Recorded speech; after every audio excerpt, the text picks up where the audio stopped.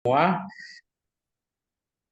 eh yang terhormat, selamat malam buat eh, tamu kita ya malam ini, yaitu dengan Bapak Handi Yoswara, benar ya Pak ya? Ya, betul. Atau Selamat malam semuanya. Ya, atau biasa julukannya disebut Dokter Forek ya Pak. ya, betul. Dokter Aduh, Forek Suara, Pak. ya, Dokter Forek Yoswara. Ya ini Banyak dokter Forek soalnya. ini satu pertanyaan nih Pak kalau boleh nih. Ini Ya, pasiennya dari kalangan mana nih Pak? pasien sebetulnya semua kalangan dari para trader ini ya, yang sakit ya, tradingannya ya. Jadi Oh, sakit siap. ringan, sakit sedang, sakit berat, ICU, gitu. Baik, baik. Oke, malam ini kita ditemani juga ditemani sama Bapak Joy Ginting selaku CEO-nya PT Media Pintarin Bersama atau aplikasinya disebut Pintarin. Juga ada Bapak Alex Setiawan, ya, Bapak Alex Setiawan. Tadi kayaknya ada deh. Oh ya, Hadir, ada. Pak Denny hadir. Ya, Wah, selaku uh, Chief Development Officer kita. Ya mungkin malam ini tidak begitu ramai, saya kurang tahu apa karena market lagi lesu ya. Saya kurang mengerti juga. Oke, malam ini tema kita ngobrol aja ya, ngobrol ringan portofolio trading lintas komunitas. Oke.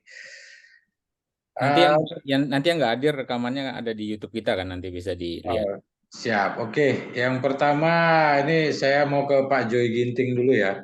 Nih, maksudnya gimana nih Pak? Portofolio lintas komunitas bisa dijelaskan sedikit Pak? Ya, jadi seperti awal-awal kita Zoom podcast sebelumnya ya kan kita selalu mengundang wakil penasihat berjangka dari perusahaan penasihat lain gitu ya. Karena kita pastinya sebagai penasihat ya bisa saling bahu membahu ya kan memberikan nasihat ya kan. Jadi tadi yang disebutkan Pak Beni bahwa ini ada dokter forex, pasiennya siapa kan gitu. Nah, saya teringat dulu juga ada dukun forex gitu kan. Dukun forex itu pasiennya siapa kan gitu kan. Kalau Jangan jangan malam dibawa ini semua, Pak. kalau malam ini lintas komunitas nanti kayaknya Zoom selanjutnya kita undang dukun forex lintas alam nih ya kan lintas karena udah beda alam kan. Udah dukun forex nih beda jadi alam. ini diajak naik gunung. Iya, jadi udah alam alam kubur tahu alam mana kan nggak tahu. Jadi ya begitu. Eh, kita biasa mengundang dulu banyak ya ada Pak Pak Halim, ada Pak Tarman, ada Pak saya lupa siapa itu yang dari Pasar Minggu. Banyak yang udah kita undang gitu. Jadi kita melanjutkan dari yang sebelum-sebelumnya ya. Kita tentunya di dunia trading ini banyak sekali strategi ya, strategi cara dalam bertrading. Nah, kita bahu membahu bersama-sama ya kan antar perusahaan penasehat berjangka untuk kolaborasi gitu. Karena salah satu fitur yang ingin kita hadirkan kemarin itu adalah events ya. Jadi events di situ mungkin ada kayak belajar online seperti yang ada di Udemy ya kan atau juga kegiatan-kegiatan kayak tempat untuk memposting kegiatan sehingga orang bisa daftar melalui aplikasi yang ada di Pintarin seperti itu gitu. Jadi supaya saling bersinergi lah antara eh, penasihat berjangka Pintarin dan yang lainnya begitu Pak Beni. Oke, baik. Ini saya ke Pak Alek dulu. Ini gimana ini Pak Alek? Kira-kira selain Dokter Forek ada calon lain nggak nanti yang misalnya yang kita undang ke depannya supaya lebih menyemarakkan lah, menghidupkan kembali broker-broker Indonesia khususnya. Saya rasa Pak Denny kalau untuk trainer kita nggak kehabisan stok ya. Masalahnya trainer kita ini berlabel tuh broker luar, sementara yang kita jalankan ini kan lokal atau lisensi Bapepti. Tapi kalau seandainya Pintarin bisa terima label-label dari luar sebagai pembicara untuk materi lokal, saya rasa kita akan kehabisan ya. Dan rata-rata yang diwajibkan itu ya harus sudah punya level berjangka ya Pak Beni ya. Jadi tinggal itu aja masalahnya. Kalau Pak Jo bilang gas, saya rasa kita nggak bisa trainer. Benar nggak Pak Dokter? Materi trainer itu sangat banyak ya Pak di Indonesia Pak ya. Masalahnya untuk digunakan di jalur mana ini yang harus memang dipilah-pilah gitu. Siap. Oke. Untuk mempersingkat waktu nih, saya minta nih kesediaannya sama Bapak Dokter Forek kita untuk memberikan sedikit masukan, gambaran sebenarnya apa sih yang menyebabkan terkadang trader-trader ini lebih condong memilih broker di luar regulasi Indonesia, atau memang broker kita yang sedikit memilih-milih. Kan kadang ada KYC itu menanyakan pekerjaan. Kalau dibuat tukang bakso misalnya, contoh ya, termasuk nasabah tidak layak gitu. Silakan Pak Andi. Ya, selamat malam semuanya. Selamat malam Pak Joy, Pak Alex, ya, Pak Benny, dan yang lain-lainnya, para audiens ya. Jadi ya saya sebagai master dari manual trading sudah berkecimpung dari tahun 99 ya. Jadi sudah 24 tahun Pak ya. Malang melintang zaman dari kita sistem zaman waktu tahun 99 itu sistem DQ kan ya Pak ya gitu kan ya. Ya 2007 baru kita mulai di Indonesia ada mulai online lah gitu seperti itu ya. Dari pengalaman saya memang sebetulnya kita bilang apa ya, kalau yang di bawah regulasi daripada Indonesia di bawah Bapepti gitu ya. Sekarang juga ada ICDX segala gitu ya. Nah, itu memang yang kita katakan legal secara di Indonesia. Tapi memang sebetulnya broker-broker luar yang ikut izin regulasinya selain di Indonesia, ya mereka juga kan sebetulnya legal. Cuma kan di luar Indonesia itu aja ya. Jadi kalau kita cerita tentang broker, memang kita ya saya juga pengalaman waktu kita zaman belum bisa trading, kita store uang terus kan ke broker ya. Betul ya Pak, semua pasti Pakai ngalamin ya. kantong. Uang kita store terus pada waktu kita pada titik tertentu sudah mulai kita mulai bisa menghasilkan profit. Nah, ini yang ditakutkan oleh para broker-broker bandar nih, terutama ya yang non-dealing desk. Nah, dia itu kan paling takut kalau profitnya konsisten, Pak. Kalau profitnya hari ini bulan ini 20%, 30%, bulan depan minus, ya nggak takut sih Pak, gitu ya. Dari broker-broker yang non-dealing desk yang dealing desk ya. Jadi kita kalau yang non-dealing desk sebetulnya tidak bermasalah, mau menghasilkan profit berapapun kan sebetulnya bisa diterima ya, karena memang namanya broker kan penghasilannya itu kan dari komisi kan, namanya juga broker seperti kita broker properti, broker mobil, broker dari asuransi, memang penghasilannya itu kan dari komisi. Tapi kan banyak juga broker selain komisi, kalau bisa memang nasabahnya daging lah istilahnya ya, katanya daging ya, kalau daging dicincang-cincang kan masuk masuk kantong lebih cepat kaya kan gitu kan gitu ya. Cincang lot ya. Ini memang filosofi yang sebetulnya harusnya kan nasabah atau trader trader profit, broker pun profit karena kan broker dapat dari komisi kan gitu ya. Cuman kan banyak salah kaprah dari pihak broker, ingin cepat kaya nih brokernya. Nah, ini yang paling kendala. Jadi ini yang jadi kendalanya gitu. Ya, karena broker dari pihak broker ingin cepat kaya. otomatis kan nasabahnya ya dinakalin, ya bahkan ada yang curang kan kadang-kadang juga dirampok dari passwordnya, ditradingkan secara sembarangan.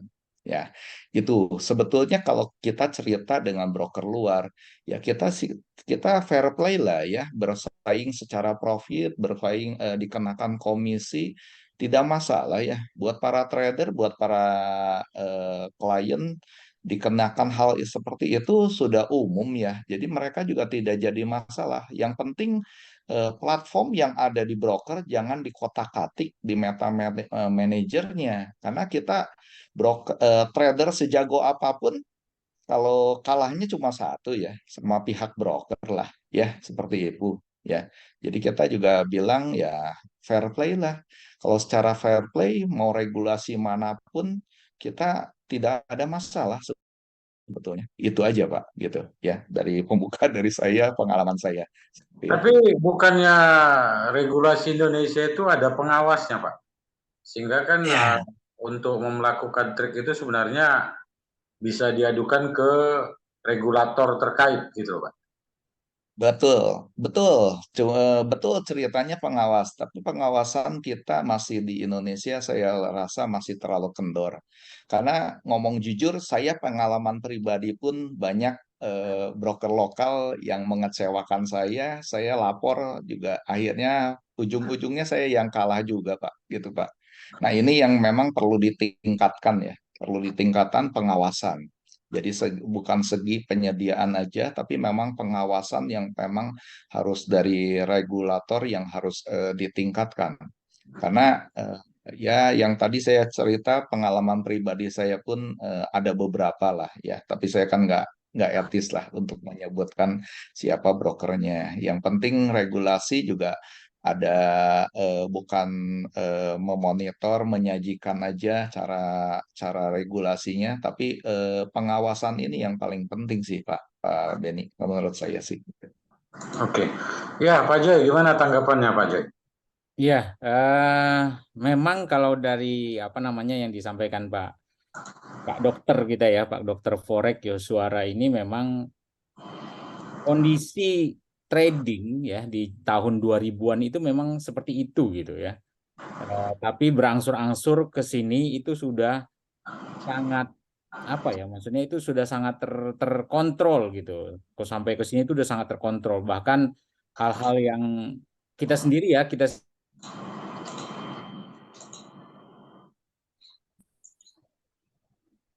Wah, gangguan jaringan nih kayaknya. Ya. Pak Joy. izin pada saat ini kan kita sudah settingan halo. Iya, Halo, jaringannya saya dengar nggak ya? itu tadi ngadat, Pak. Sekarang udah bagus. Oke.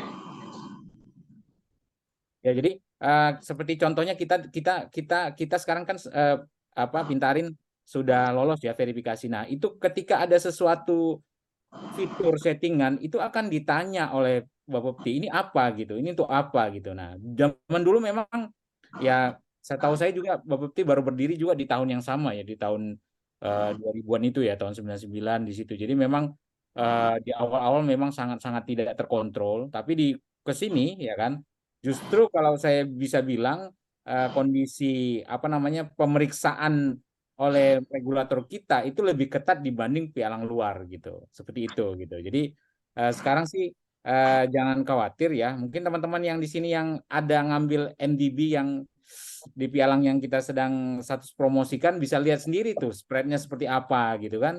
Nah sekarang sudah mulai lebih gitu, dan kalau bisa saya bilang itu sudah mengalahi pialang luar gitu, karena pialang luar itu tidak ada yang strukturnya itu selengkap di Indonesia gitu. Ada pialang penerima amanat, ada pedagang penyelenggara, ada KBI clearing, ada bursa. Nah itu di luar tuh nggak ada yang seperti itu. Skema seperti itu nggak ada. Jadi rata-rata semua pialang itu dialah pedagangnya gitu. Jadi bilateral gitu. Nah di luar negeri saya belum lihat. Saya cari itu walaupun yang apa namanya yang FCA atau apa itu saya belum nemu gitu. Yang ada struktur organisasi seperti itu, ya kan? Di negara-negara yang bukan offshore ya, maksudnya yang offshore, sorry, yang bukan offshore. negara-negara yang bukan lepas pantai ya, itu saya belum nemu gitu. Ada yang sekomplit Indonesia, ya kan? Nah, memang sekarang tuh sudah sangat ketat karena kita merasakan ketika kita mengajukan izin ya PT Media Pintarin Bersama itu gitu. Dan alhamdulillah ini sudah masuk ke step berikutnya ya. Semua ini kita sudah lolos dokumennya dan kita sudah bisa menjalankan fitur-fitur yang ada di tempat kita gitu. Jadi saya kira memang zaman dulu tahun-tahun di awal-awal Bapepti dibentuk, pasar ini baru ada di Indonesia, memang sangat banyak kecurangan-kecurangan dan yang lain-lain, tapi sekarang sudah mulai berkurang, saya kira gitu. Dan Maksudnya sudah mulai berbenah gitu Pak ya? sangat ya, sangat banget nih. Saya juga apa namanya pengen share ke teman-teman. Kebetulan Pak dokter kita ini sudah mengkonekkan akun masternya ya di apa namanya di aplikasi Pintarin ya. Ini saya ingin share screen dulu. Saya lagi nunggu tampilannya. Saya coba ya share screen-nya. Jadi ke depannya saya share screen dulu. Nah, oke. Kelihatan nggak ya? Kelihatan layar saya ya? Kelihatan. Ya, jadi ini aplikasi dari kita Pintarin ya. Nah, teman-teman mungkin bisa melihat nanti di sini ada ini ada dokter Forte ya, dan juga ada ini. Teman-teman bisa lihat ini salah satu akun masternya ya.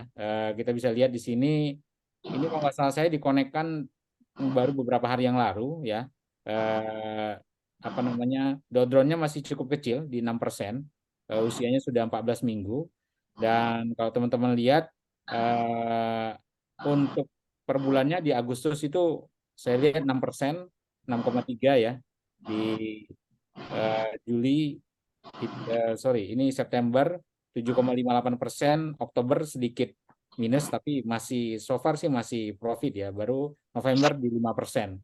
Nah ini nanti teman-teman bisa apa namanya mengcopy ya, ini ada menu salin ya, nanti kita akan segera buka fiturnya, jadi teman-teman bisa mengcopy gitu.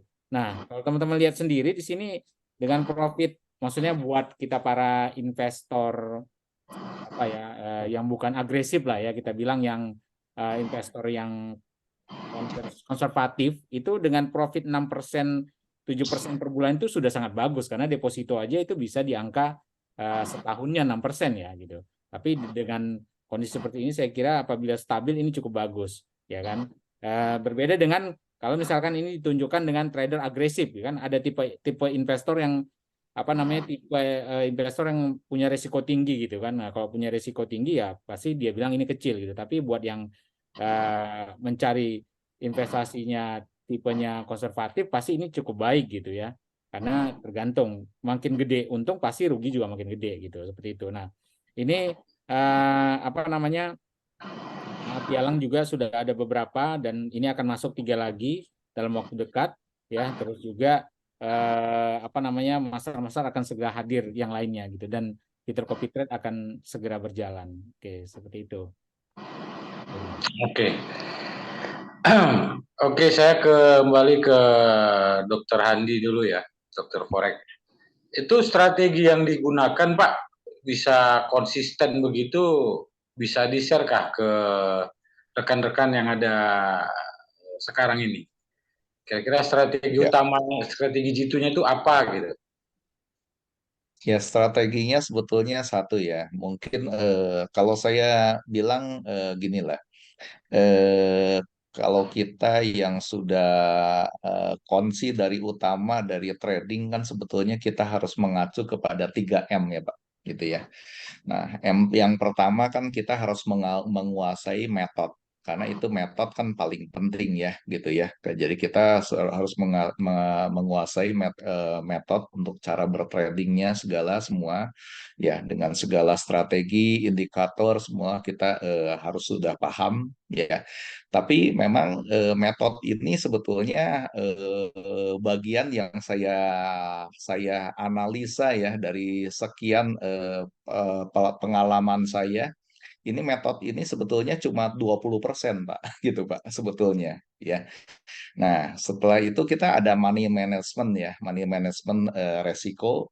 Nah, ini penting dijaga karena kita bilang karena saya jaga konsistensi ya, bukan soal yang seperti tadi kata Pak Joy kalau pengen agresif ya, tapi kan kita juga nanti equity-nya babak belur, drawdown-nya juga babak belur buat apa gitu kan. Yang penting kan kita harus jaga konsistensi ya.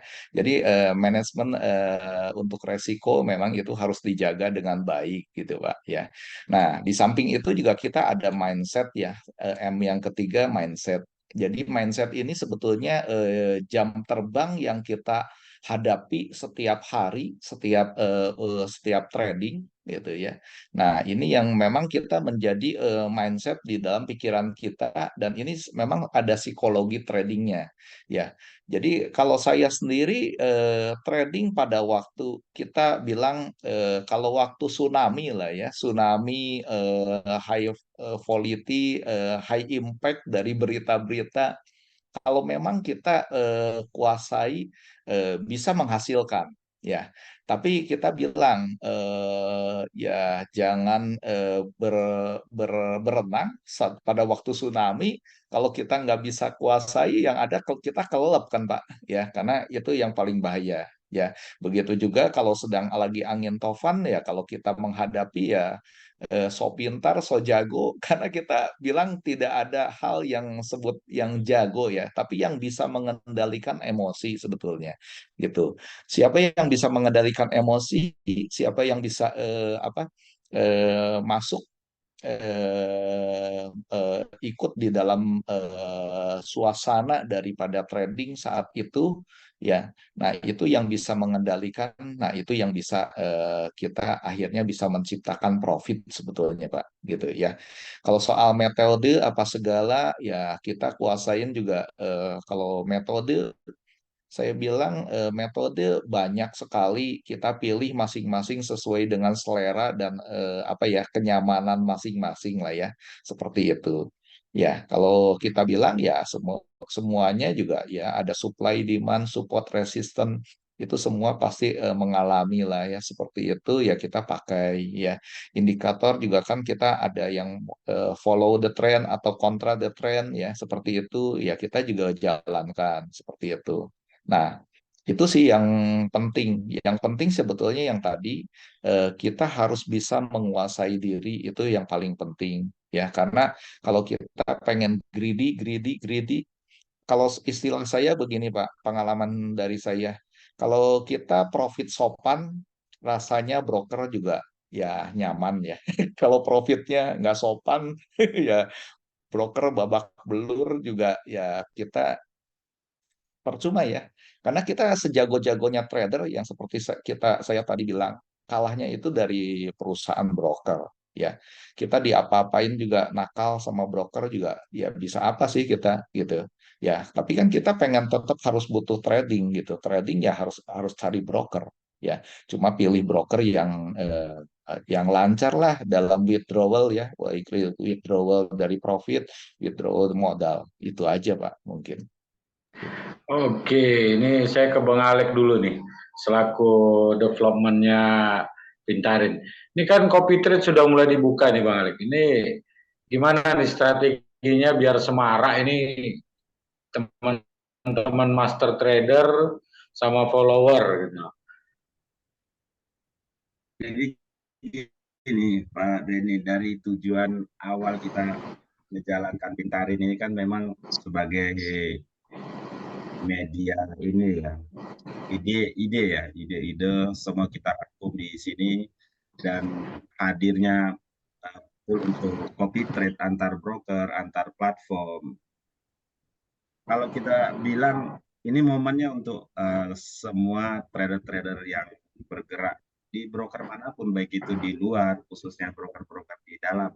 Ayolah, dengan hadirnya Pintarin, dan ini bisa di-copy antar platform, dari MT4 ke MT5 atau MT5 ke MT4, dari broker A ke broker B, C ke D, segala macam. Ini momennya untuk kita trading tidak khawatir lagi gitu kan ya. khawatir brokernya ya segala macam, dan seperti yang diceritakan Pak Dr. Forex tadi, saya salut, dan ini adalah bahasa-bahasa dari senior-senior zaman 99. Trading itu ya yang inilah ya istilahnya kalem, jangan terlalu kasar gitu kan ya. Profit jangan besar-besar, karena kalau profit sampai sebulan 70%, 80% atau 100% dalam sehari 2 hari, ya broker juga nggak akan tinggal diam, biasanya dinakalin.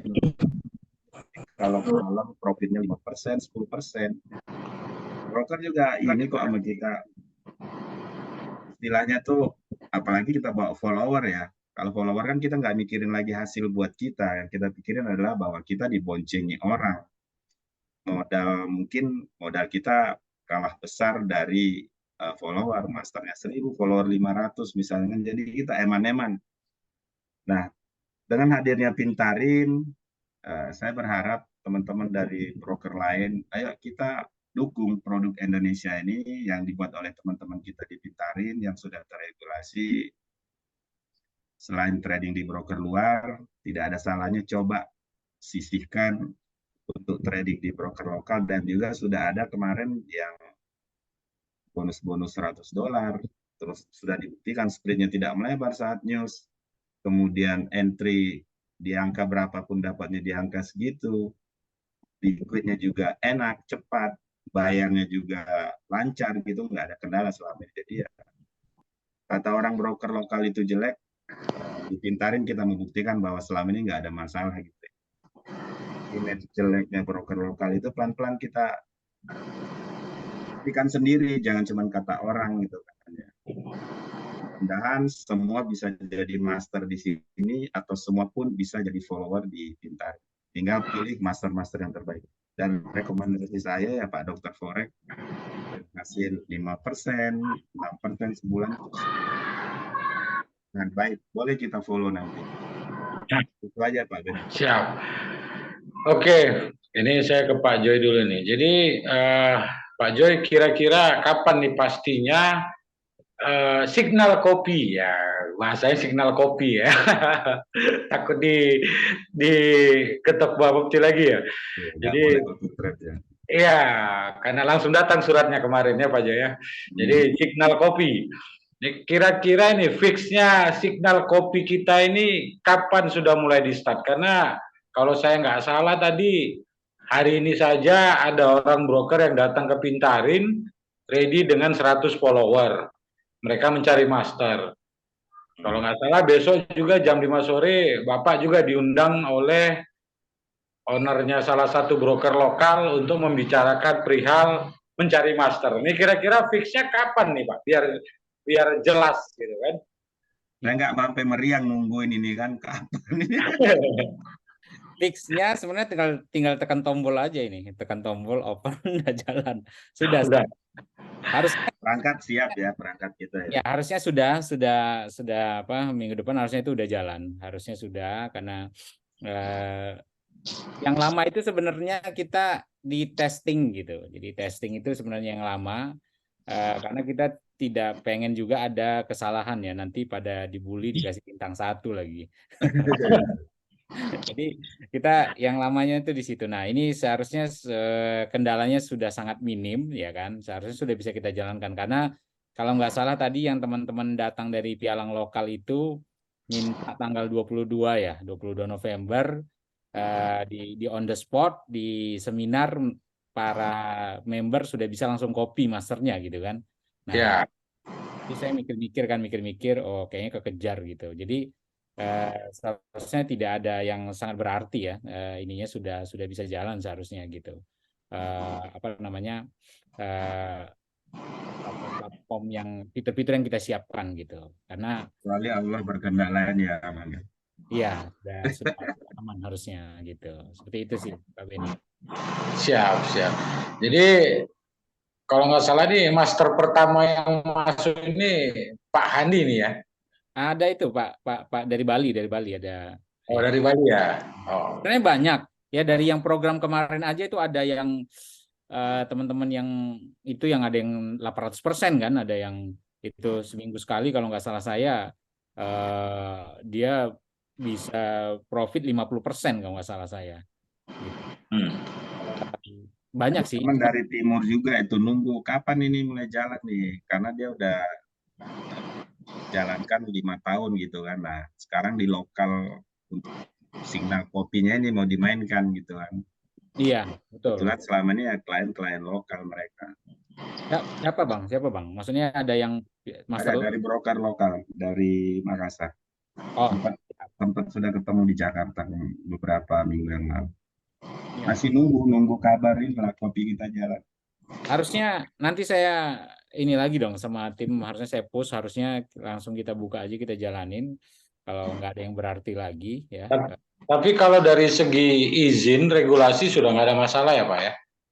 Semuanya kalau izin pasti paralel sekarang prosesnya, karena kita perusahaan baru itu nggak mungkin tunggu-tungguan ya. Jadi kita paralel, yang jelas kita selalu mensinkronisasi antara, kan kita sudah punya dasar hukum ya, dasar hukum kita seperti perba-perba yang ada dan undang-undang, kita sinkronisasi gitu. Jadi semuanya paralel gitu. Maksudnya apa namanya, tidak menunggu sampai benar-benar selesai semua. Itu kan pasti Kalau bisa sambil jalan gitu kan, izin ya, keluar, program berjalan gitu kan. ya benar. Jangan dilaporin gitu kan. Ya, Izin belum keluar udah jual sinyal gitu. enggak seperti itu Bang. Jadi sama seperti ini Bang. Contoh ya Bang ya. Kalau kita mau mendirikan sekolah, itu ada persyaratan bahwa jika Anda mau mendirikan sekolah, mengambil izin sebuah sekolah, ada persyaratan bahwa Anda sudah beroperasi selama 2 tahun. Itu ketika mau apply, tapi ada persyaratan Anda harus sudah berpengalaman 2 tahun. Tapi sekolahnya baru didaftarin, itu gimana cerita? Berarti selama 2 tahun di awal dia kan nggak ada izin kan? Iya.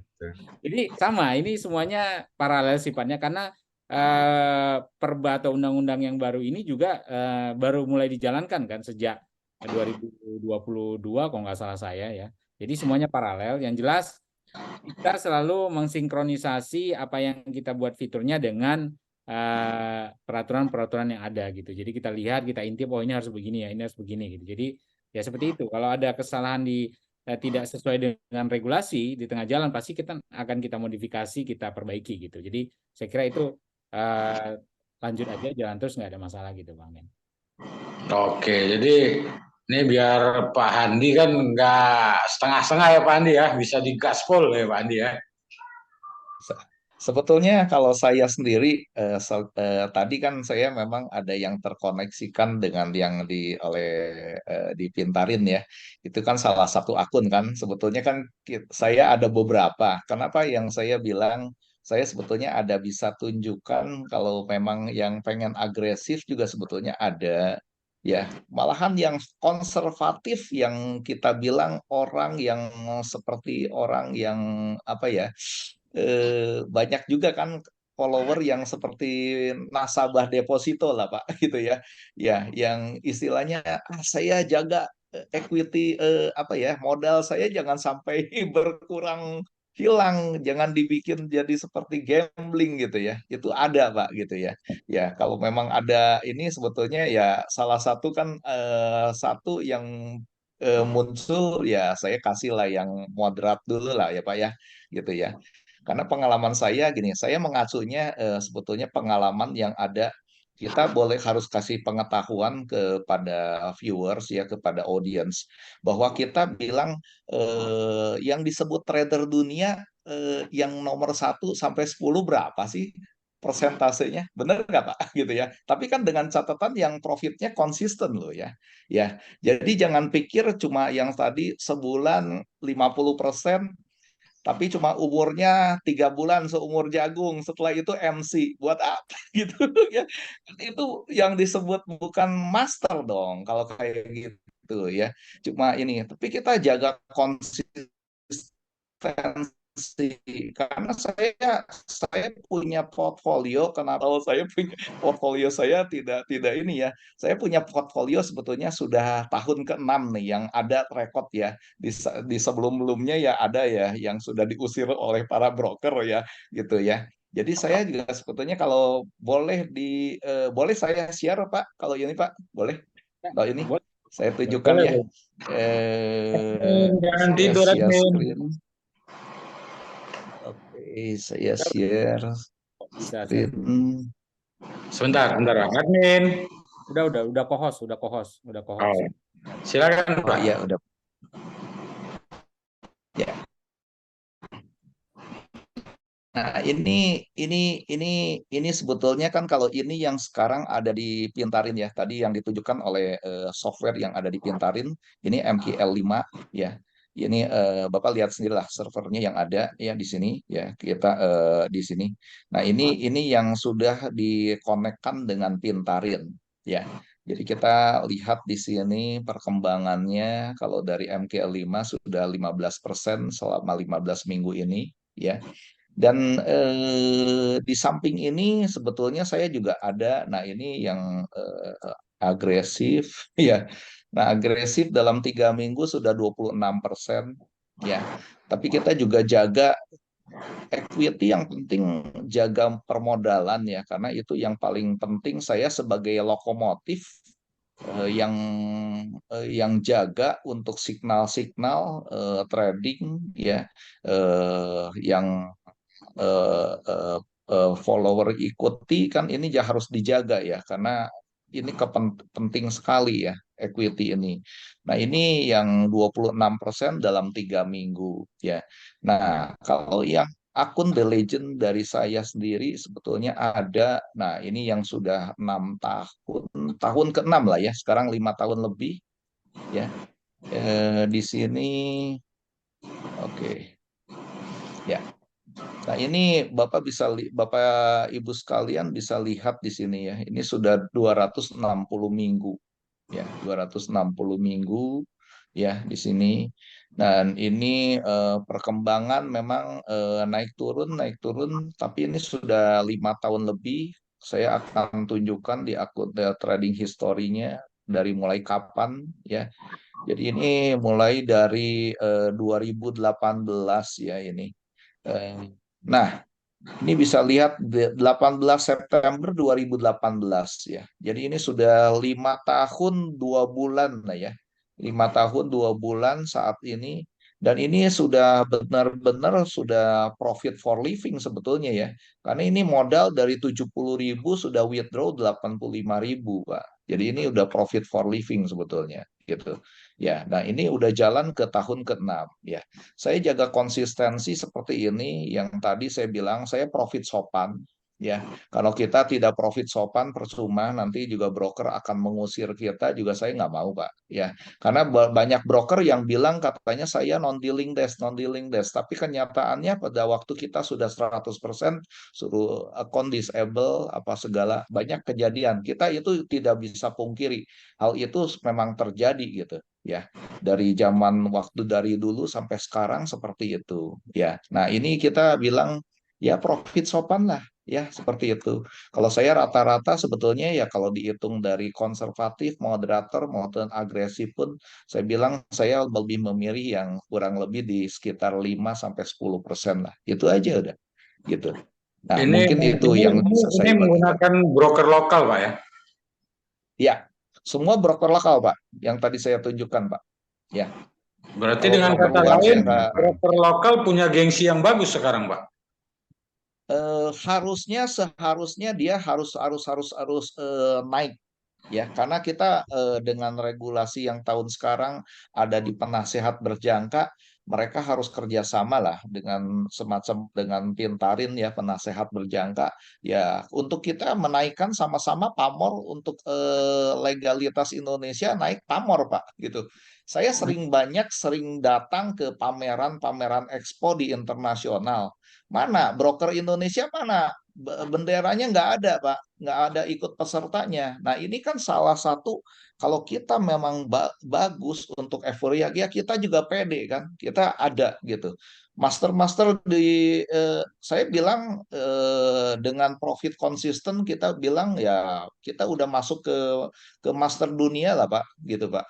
Ya, jadi rasanya harusnya mau brokernya, mau master tradernya, gitu. Kita sudah bisa kok ikut secara internasional, kita mau bersaing apa segala gitu. Seperti itu sih. Oke. Itu kendalanya kalau ikut-ikut Expo internasional, Pak, bukannya kendala dari pemerintah kita atau gimana, Pak? Sementara negara Hmm, kita aja untuk buat expo gitu hampir jarang gitu loh, Pak. ya. Nah, ini mungkin gini, Pak. Jadi mereka itu sebetulnya sama internasional kita harus connect ya. Karena kalau kita cuma jago kandang yang kita ikutnya regulasi versi Indonesia, tidak versi internasional kan diketawain juga, Pak, sama internasional. Jadi memang kita bilang lah ya, kalau masuk ke Expo itu KYC-nya ketat. Jadi broker yang harus masuk ke sana itu broker yang disebutkan broker non-dealing desk lah, Pak. Ya kalau kita bilang e-book lah ya. Kalau yang mereka B-book pasti dicoret, Pak, gitu. Karena istilahnya memang harus transparan gitu. Nah itu, dan regulasinya harus ikutin secara internasional juga gitu. One hit, one click, one click, one done, segala ya harus ikut gitu. Nah, brokernya harus ikut lah istilahnya. Itu semua ada ada aturannya gitu. Nah, kalau kita memang mau perkembangan di Indonesia, menurut saya sebetulnya sudah ketinggalan hampir 10 tahun ya, Pak ya. 10 tahun lebih. Nah, ini kita sebetulnya saya expo yang terakhir aja ketemu banyak para owner-owner, tapi kita bilang, ayo, kenapa nggak buka di ekspor di internasional? Ya kalau sekarang dengan alasan aturan di Indonesia juga nggak boleh untuk saya bilang kenapa nggak boleh? Orang mau di internasional ya bebas lah. Artinya kita juga pangsa pasar menujunya bukan Indonesia saja. Secara banyak juga kan klien-klien trader-trader yang di luar juga mau dong pakai broker kalau kita memang udah go internasional. Itu sih mungkin ya. Ya ini yang saya cita-citakan kalau bisa ya kita membaur lah secara internasional juga gitu. Karena kalau kita jago kandang doang ya kita udah ketinggalan Pak nanti Pak gitu. Itu Betul, aja. tapi kalau untuk masalah itu mungkin saya bisa sedikit jawab, Pak. Iya, Karena iya. broker internasional sendiri mencari pasar ke Indonesia, Pak, lebih besar. Saya lihat gitu loh. Hampir 800 Ya, broker dari sana masuk. sebetulnya salah, Pak. Kalau kita bilang ya, kita sama sama Kambodia aja lah ya. Pasar di sana itu mereka itu kalau broker buka-buka di mall sendiri buka cabang sudah bisa, Pak. Kalau di kita broker terlalu ribet gitu ya. Aturannya terlalu rumit apa segala gitu. Cuma memang pengawasannya itu yang penting gitu, Pak. Gitu. Karena suka broker juga disalahgunakan kan oleh para broker yang nakal gitu, Pak. Seperti itu. Ya, itu sih kalau saya insight saya ya. Kalau kita cerita ya kita jangan katak di bawah tempurung lah sebetulnya gitu. Kalau tapi kayak kita bilang yuk pamor-pamornya juga harus ikut lah gitu. Karena harus menaikkan kan gitu. Oke, gimana nih Pak Joy tanggapannya nih? Ya nggak apa namanya, yang jelas kan semua arahnya semua sudah benar ya, arahnya sudah benar, sudah menuju regulator kita dan yang lain itu kan arahnya sudah sesuai. Kita juga sudah diizinkan mulai beroperasi di penasihat berjangka, yang mana pasti terobosan-terobosan penasihat berjangka itu akan sangat lebih daripada pialang ya. Jadi pialang kan hanya bisa bermain sekarang ini berarti di saya sebutnya pialang atau mungkin orang ini sebenarnya broker ya, tapi biar lebih familiar ya itu pialang-pialang itu kan nanti cuman hanya dikhususkan sebagai penerima amanat nasabah, maksudnya menerima transaksi kan. Nah, dengan pemerintah membuka jalur penasihat berjangka, saya kira itu sudah kemajuan yang besar gitu. Ditambah lagi ada satu izin ya, satu lisensi yang belum peraturannya belum komplit, yaitu sentra dana berjangka. Nah, sentra dana berjangka itu adalah fund manager. Jadi nanti itu jalurnya dari penasihat berjangka. Jadi penasihat berjangka memungkinkan untuk menjadi fund manager, mengelola dana orang. Jadi kayak apa namanya, bukan copy trade ya, apa yang di broker PAM. PAM, PAM, Pam. PAM itu akan diperbolehkan tentunya ke depannya gitu. Dan itu saya kira baru negara Indonesia yang punya aturan seperti itu gitu, yang legal dan ada regulatornya gitu, yang terstruktur dengan ini ya benar ya FTMO gitu. Jadi itu jalurnya dari penasihat berjangka gitu. Jadi saya kira semuanya ada di role yang benar, ya kan, kita ikutin. Memang kadang-kadang kita harus cukup bersabar ya. Benar yang dibilang kata Pak Handi tadi bahwa terkadang di sisi regulator lambat gitu ya. Sama seperti saya mengajukan dokumen-dokumen itu ada salah titik koma segala dan yang lain-lain itu dikembalikan gitu kan, revisi gitu kan. Ya akhirnya Ya. sama seperti ketika kita daftar di Pialang, KYC-nya salah sedikit, revisi kan gitu. Jadi ya seperti itu. Tapi sebenarnya tidak berbeda jauh ya. Saya dalam 3 hari ini sedang membuka akun sebagai profesional trader di LP-nya tier 1 bank gitu. Nah, itu saya buka akun khusus untuk saya trading di tier 1 bank, jadi langsung terkoneksi. Itu justru lebih parah daripada KYC yang ada di Indonesia gitu. Jadi sebenarnya kalau kita cerita white label ya, kalau yang sekarang ada ini kan white label nih rata-rata kayak yang ada sekarang tuh rata-rata white label ya. Tapi kalau yang memang dia tier 1 ya, itu bisa sampai sebulan 2 bulan buka akunnya penyelesaian KYC-nya. Ini saya sekarang sedang buka untuk saya trading minimal dia bilang deposit 10.000 ya kan.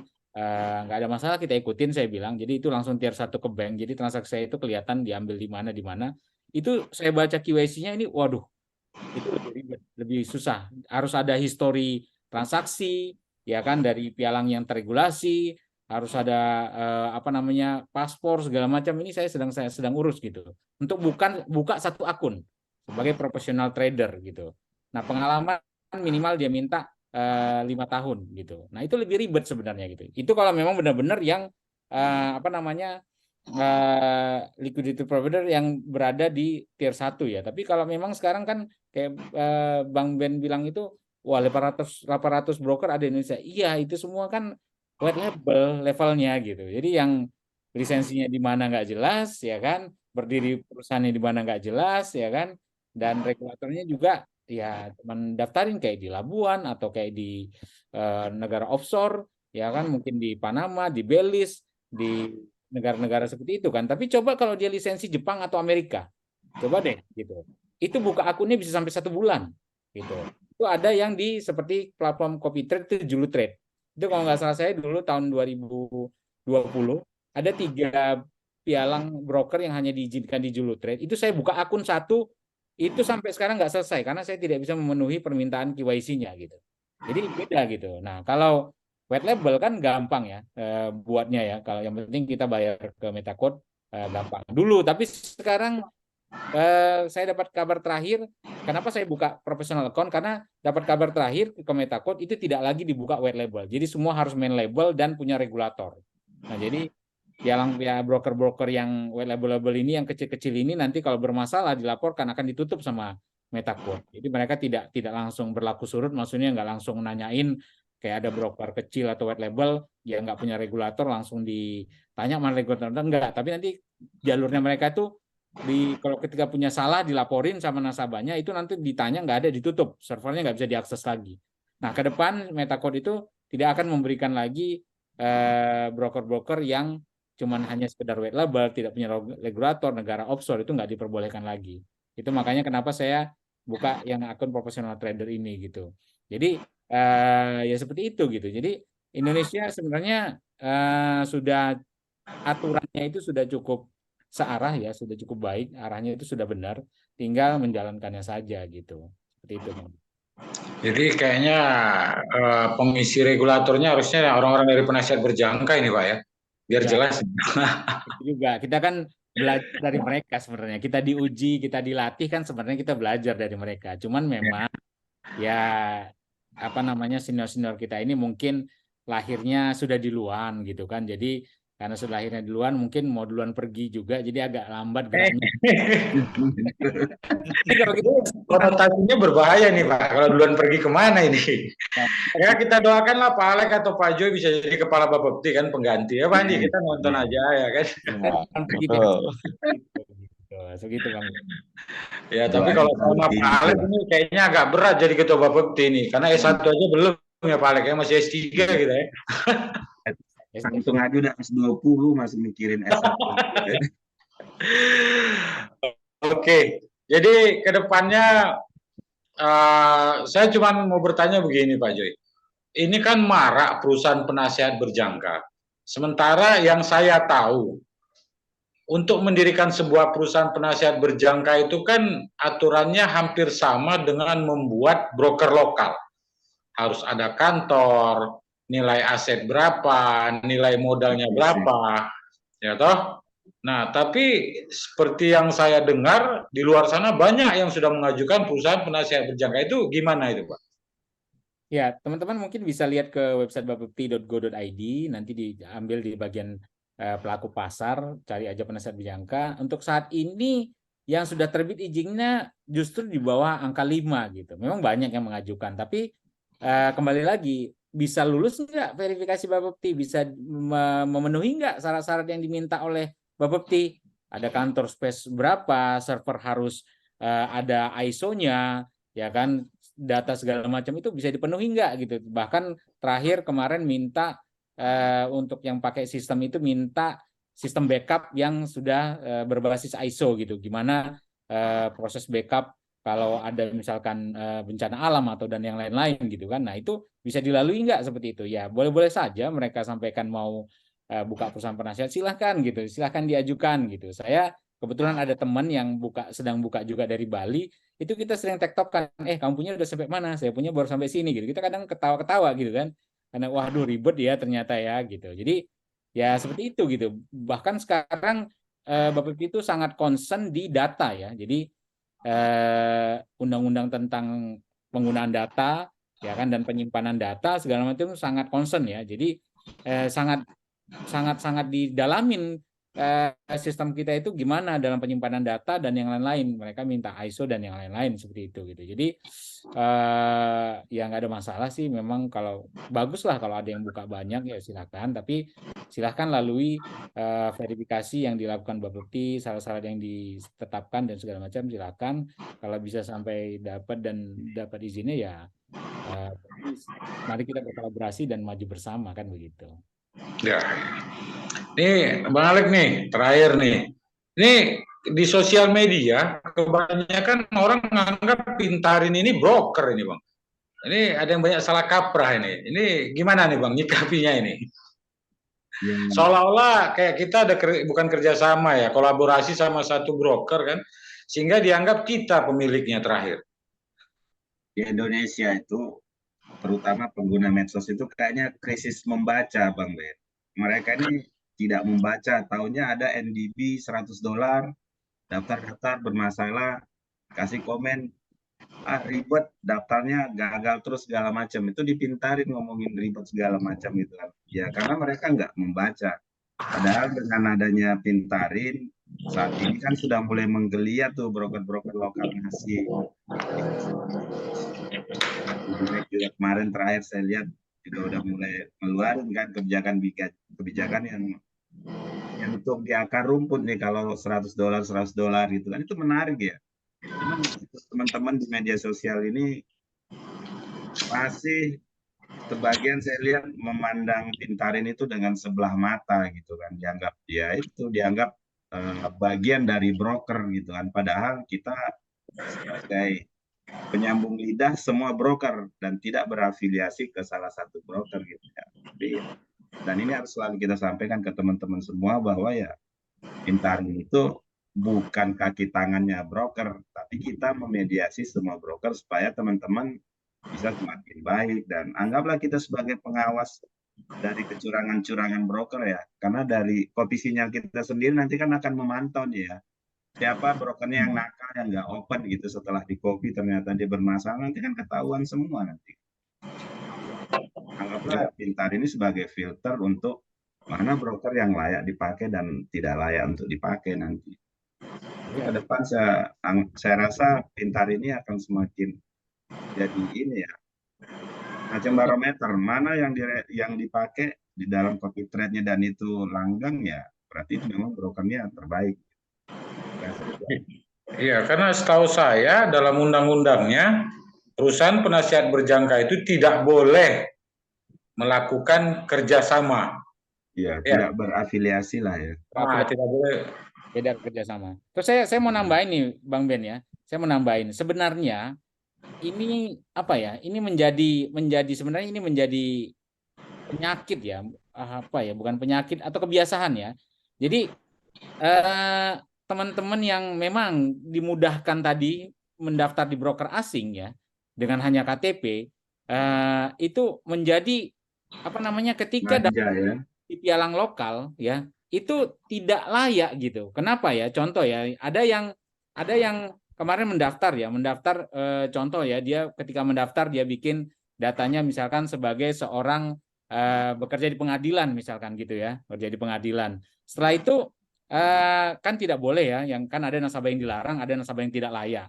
Dilarang itu yang betul-betul dilarang gitu, kayak pegawai Bapepti yang kerja di pengadilan itu dilarang. Yang tidak layak Bahkan kita orang penasihat berjangka juga tidak boleh ya Pak, dilarang ya. enggak, di penasihat mereka tidak dilarang, penasihat mereka tidak dilarang.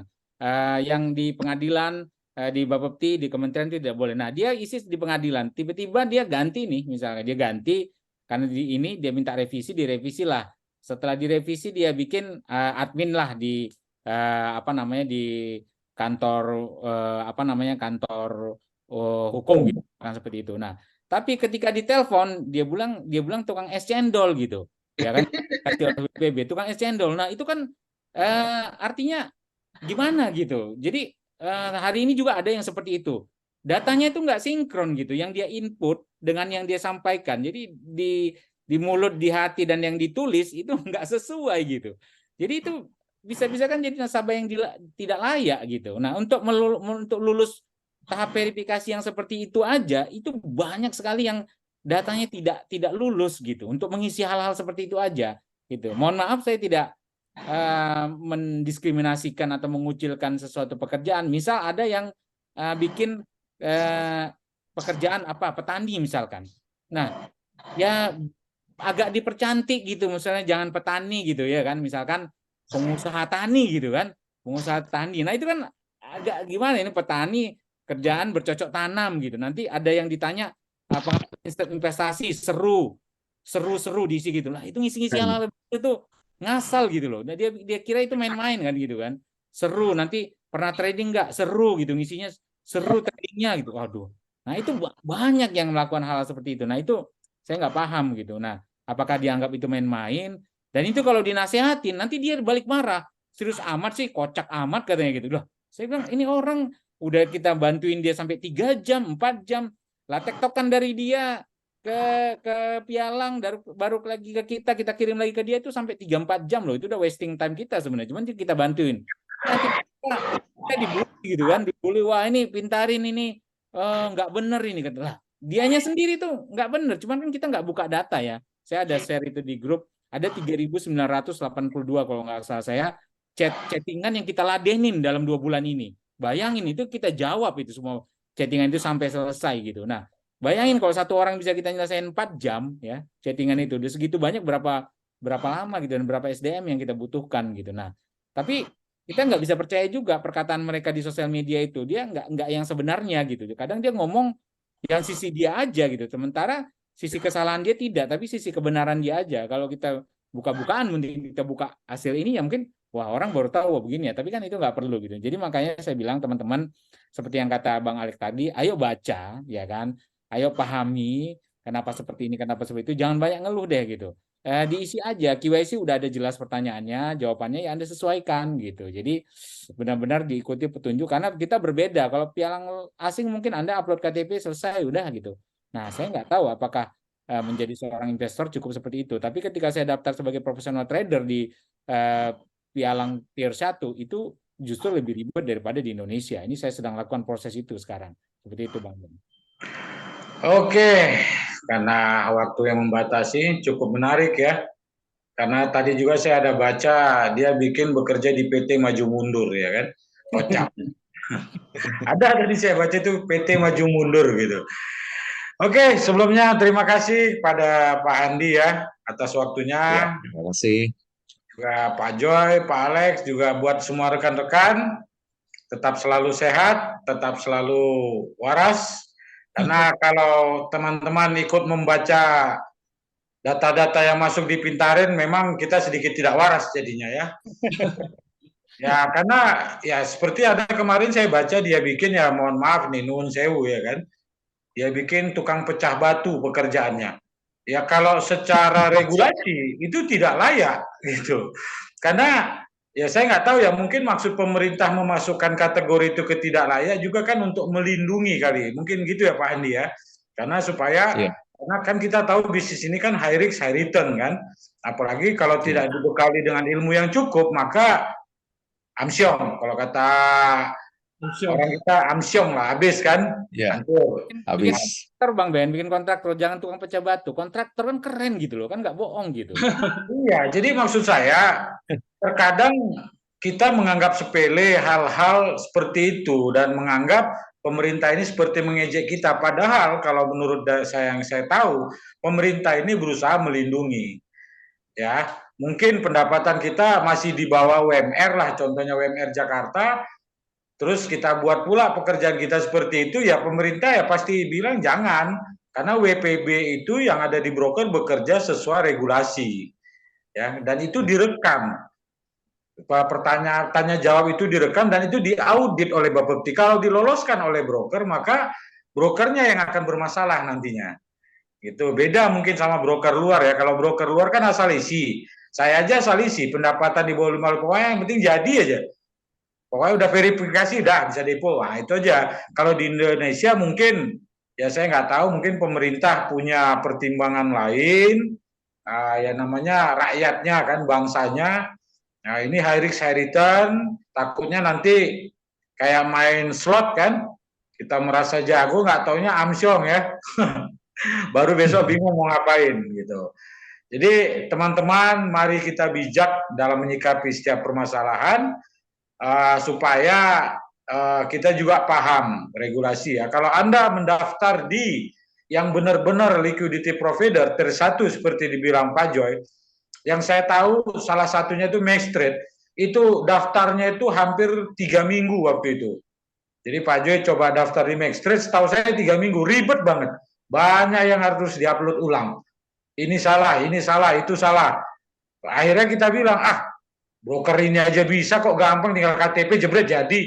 Nah, baru nanti dijawab sama mereka, ya silakan Anda bertransaksi di sana karena kita di sini e-book murni. Oh ya sudah, nggak bisa ngomong gitu loh. Mungkin teman-teman ada yang mau bertanya, silakan, kita masih ada waktu 5 menit.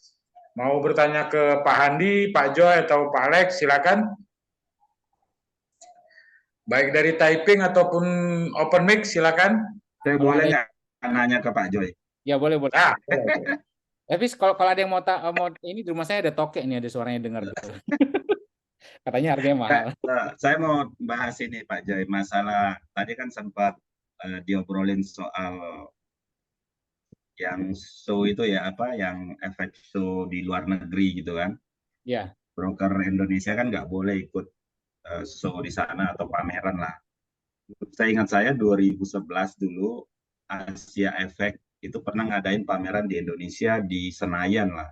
Dari seluruh broker yang ada di dunia, itu sempat diadain di Indonesia. Untuk yang pertama. Di tahun kedua mereka mengadain acara itu 2014. Itu udah nggak boleh.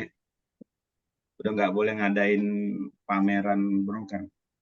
Nah, Pintarin ini apakah bisa nanti ke depan kita sebagai organizer ya untuk melakukan pameran finansial untuk semua broker di Indonesia. Istilahnya ya seperti yang dilakukan di luar negeri kan. Kenapa tidak di Indonesia ini yang kita jalankan supaya sebagai media lah, media IO-nya untuk pameran finansial semua broker di Indonesia itu dalam satu tempat. Misalnya di Jakarta atau di kota mana. Bisa Bang, bisa. Kita ada itu ya. Bisa, itu bisa. Cuman kembali lagi, kalau kita mengundang broker asing, itu kan yang tidak bisa, Bang. Yang kita asing nggak undang broker asing. Jadi broker lokal yang ada di Indonesia itu kita kumpulkan dalam satu pameran gitu. Bisa, bahkan kita bisa menyatukan kayak pedagang fisik emas, kripto, penasihat bisa kripto ya. Kita juga bisa ngundang saham sebenarnya, gitu. Bisa, itu diperbolehkan, gitu. Tapi kalau luar kan itu udah ada undang-undang bahwa tidak boleh. Ya, tidak boleh masang banner promosi di Indonesia, nggak boleh dengan kita adakan expo itu ada broker luar kan, itu kita mempromosikan itu nggak boleh. Tapi yang lokal kita bisa gitu. Kita diperbolehkan kok untuk melakukan itu, bisa kita koordinasikan itu acara itu. Nggak tahu tahun depan kita ngadain kan Expo kan, Amin. Ya, Amin. supaya bisa go internasional lokal broker. ya. Ya benar, Pak Bang. Handi ya. Betul. Nggak usah jauh-jauh pameran, kita Setuju. bikin pamerannya di Indonesia gitu. Ya, Betul, bisa juga itu, boleh itu. setuju saya. Setuju, Pak. Boleh, Pak. Saling inilah, show off lah semua kemampuan broker di pameran. Nah, setahu saya di pameran finansial seperti itu, dari CEO-nya akan berbicara, pihak IT-nya berbicara, mempromosikan masing-masing kelebihan brokernya, kan. Apa yang mereka tawarkan didengarkan sama audiens yang hadir. Nah, ini saling menonjolkan diri lah di pameran itu. Iya, betul. Setuju. Oke, kalau begitu cukup menarik ya malam ini. Gimana rekan-rekan, ada yang mau memberikan pertanyaan? Silakan. Kayaknya sudah pada Tidak jelas. ada, Oke. capek kan. Ya, Bang Rudi kayaknya nih mau nanya nih. Silakan Bang Rudi. Enggak. Saya mau minta kontaknya Pak Handi, boleh nggak Om Ben? Boleh. Dulu pernah search di Google ketemu Pak Handi Yoswara, tapi nggak pernah meet up. Akhirnya malam ini dapat Zoom dengan beliau. Iya. Nanti Mumpung ada orang yang minta Maaf langsung. nih. Iya, silakan ke admin lah. Ya nanti ke admin aja. nanti kita share. Pak. Ya. Saya suka target profitnya itu nilai deposito dalam sebulan. Misalkan depositonya mungkin cuma 6% setahun, target profitnya jadi sebulan. Emang lebih safe sih Iya. di broker itu. Ya. Betul. Iya. Mantap. Ini kayaknya Brokernya fansnya Dr. Forex ini.